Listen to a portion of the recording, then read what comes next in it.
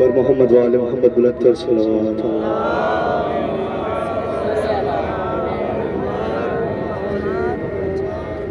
زائرین اکرام، ہم اس وقت جلیل القدر صحابی حضرت میثم تمار کے روزے کے سامنے موجود ہیں، ان کی زیارت کے لیے حاضر ہوئے ہیں۔ حضرت میثم تمار عرب نہیں تھے، عجم تھے، بنی اسد کی ایک عورت کے غلام تھے، عرب عورت کے غلام تھے۔ امام علی نے رسول کے کہنے پر ان کو خریدا تو ان سے پوچھا کہ تمہارا نام کیا ہے؟ انہوں نے کہا میرا نام سالم ہے۔ امام علی نے کہا نہیں، تمہارا نام سالم نہیں ہے، تمہارے ماں باپ نے تمہارا نام میثم رکھا تھا، تمہیں چاہیے کہ اپنے اصلی نام کی طرف پلٹ جاؤ۔ تو میثم ان کا نام تھا، تمار ان کو اس وجہ سے کہا جاتا تھا کیونکہ عربی زبان میں تمر کھجور کو کہا جاتا ہے اور ایک کھجور فروش تھے کوفے کے اندر، تو ان کو تمار کہا جاتا تھا۔ اس وقت جب امام علی نے خریدا تو امام علی کی صحبت اس طریقے سے انہوں نے اختیار کی کہ جب تک زندہ رہے امام علی کے ساتھ کیا اس طریقے سے قریب رہے کہ میرے مولا کے رازداروں میں شامل ہو گئے، یہاں تک کہ امام علی نے ان کو بتا دیا تھا کہ اے میثم ایک وقت ایسا آئے گا کہ تمہیں میری محبت کے اندر کہا جائے گا کہ تم علی پر لعن کرو اور علی سے اظہار بیزاری کرو، تو میثم تم اس وقت کیا کرو گے؟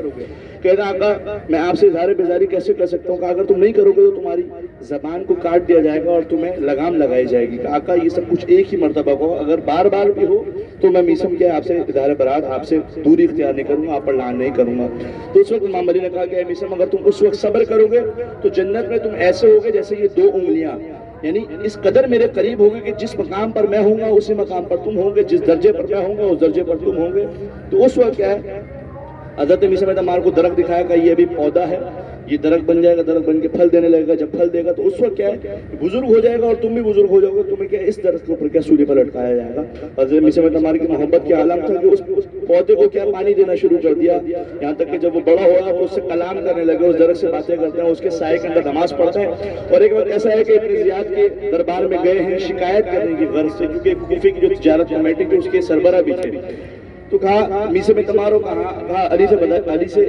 برات کا اعلان کرو اور علی سے اظہار بیزاری کرو۔ کہا یہ تو میں نہیں کر سکتا، کہا اگر تم نہیں کرو گے تو تمہاری زبان کو کاٹ دیا جائے گا۔